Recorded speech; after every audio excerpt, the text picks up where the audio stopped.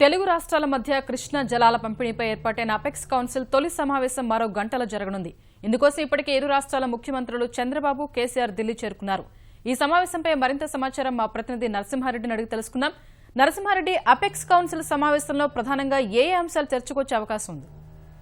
ఈ రోజు జరిగే అపెక్స్ కౌన్సిల్ సమావేశంలో 5 అంశాల అజెండాలో నిర్ణయించారు. ఇందులో మొదటిది సుప్రీంకోర్టు ఆదేశాల మేరకు తెలంగాణలో చేపట్టినటువంటి పాలమూరు రంగారెడ్డి, దిండి ఎత్తిపోతల పథకాలపైన మొదటి అంశంగా చర్చకు ఉండబోతుంది. రెండో అంశంగా ఈ కృష్ణా బేసిన్ లో నీటి పంపిణీకి సంబంధించి వర్కింగ్ అరేంజ్మెంట్, ఎవరు ఎట్లా నీటిని వాడుకోవాలి అనే దానిపైన రెండో అంశంగా చర్చ జరిగిపోతుంది. మూడో అంశం ఈ రిజర్వాయర్లలోకి నుంచి తీసుకునే నీటిని రెండు రాష్ట్రాల్లో కొంతమంది కేటాయించిన దానికంటే ఎక్కువ తీసుకుంటున్నారని పరస్పరం ఫిర్యాదులు చేసుకుంటున్నారు. ఇలాంటి ఫిర్యాదులు రాకుండా ఎంత కేటాయించారో అంత మేరకు నీటిని వినియోగించుకోవడానికి ఏం చేయాలి అనేది మూడో అంశంగా ఉండబోతుంది.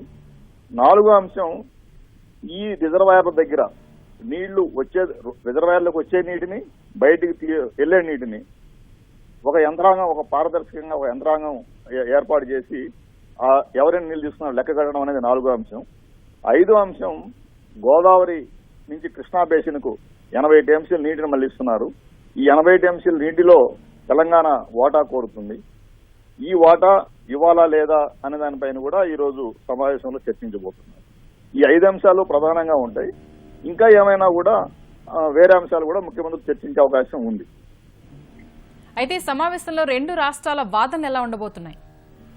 రెండు రాష్ట్రాల ఈ అజెండాలో ఉన్నటువంటి 5 అంశాల్లో ప్రధానమైన అంశాలు 2 ఉంటాయి. మిగిలిన 3 అంశాలు రెండు రాష్ట్రాలు సులభంగా ఒక యంత్రాంగాన్ని టెలిమెట్రీలు ఏర్పాటు చేసుకోవటం, లేదు ఇద్దరు కలిసి రెండు రాష్ట్రాల అధికారులు ఎవరంతా నీళ్లు తీసుకున్నారనేది సంయుక్తంగా సంతకాలు చేసి ధృవీకరించడం, ఇటువంటి అంశాలు ఇద్దరు ముఖ్యమంత్రులు సులభంగానే ఒక అంగీకారానికి వచ్చే అవకాశం ఉంది.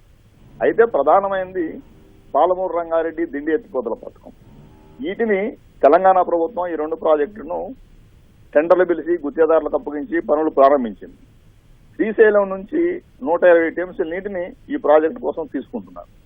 అయితే ఇది ఆంధ్రప్రదేశ్ ఏమంటుందంటే ఈ ప్రాజెక్టులు కొత్తగా చేపట్టారు, పునర్విభజన చట్టంలోని 11వ షెడ్యూల్లో ఈ ప్రాజెక్టులు లేవు.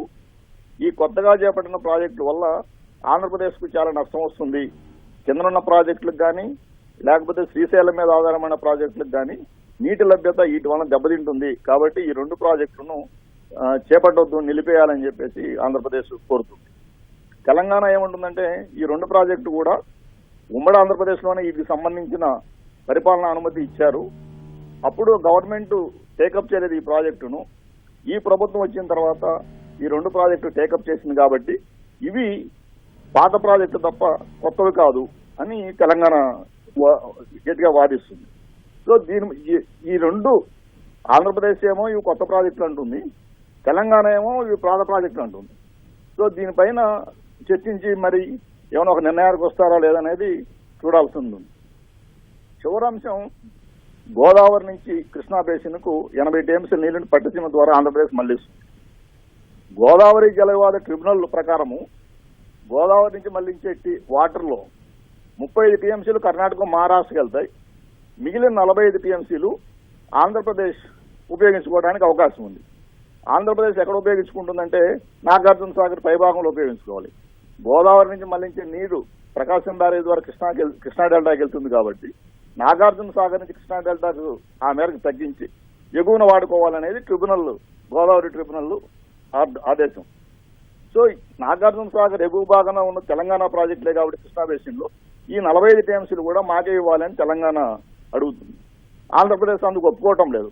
ఎందుకు ఒప్పుకోవడం లేదంటే ఈ 45 ఈ నీటిని, గోదావరి నీటిని కర్ణాటక, మహారాష్ట్ర ఇవ్వడానికి కారణం సింగూరు, జూరాల ముంపు ప్రాంతం కర్ణాటకలో ఉంది కాబట్టి ఈ ముంపుకు ఆ రాష్ట్రాలు అంగీకరించడానికి ఈ నీళ్లు వాళ్ళకి ఇచ్చాం కాబట్టి ఇప్పుడు ఇవి తెలంగాణకు ఇవ్వాల్సిన అవసరం లేదు అదే ఆంధ్రప్రదేశ్ వాదన.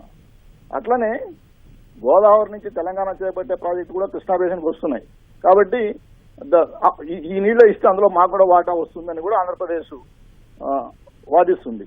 ఈ అంశాలపైనే ప్రధానంగా పాలమూరు రంగారెడ్డి, దిండి, ఈ గోదావరి నుంచి కృష్ణాకు మళ్లించే నీటిపైన ముఖ్యమంత్రుల సమావేశం ప్రధానంగా చర్చించే అవకాశం ఉంది.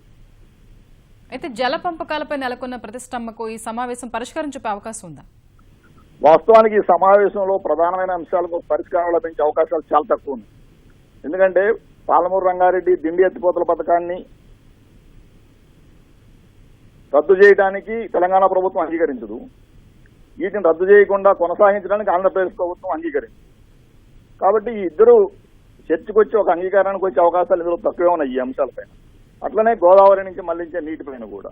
కాబట్టి ఈ సమావేశంలో ఉన్న నీటిలో బచావత్ ట్రిబ్యునల్ ఆంధ్రప్రదేశ్ కేటాయించి ఆ నీటిలో ఏదైతే ఇద్దరి మధ్య వాటా 512, 299 తెలంగాణకు 512 ఆంధ్రప్రదేశ్కు ఉందో ఆ నీటిని ప్రాపర్ గా వాడుకోవడం పైన ఒక అంగీకారానికి వచ్చే అవకాశం ఉంది. కానీ ఈ రెండు అంశాలపైన ప్రధానమైనటువంటి రెండు అంశాలపైన మాత్రం ఈ సమావేశంలో ఒక అంగీకారానికి వచ్చి రావడం అనేది అంత సులభంగా జరిగే పని కాదు. మళ్ళా దీనిపైన ట్రిబ్యునల్ ఇప్పుడు ఆల్రెడీ బ్రిజేష్ కుమార్ ట్రిబ్యునల్ కొనసాగుతుంది. మళ్ళా ఆ ట్రిబ్యునల్ కి ఈ అంశాలను కూడా పెట్టే అవకాశాలు ఎక్కువగా ఉన్నాయి. ధన్యవాదాలు నరసింహారెడ్డి.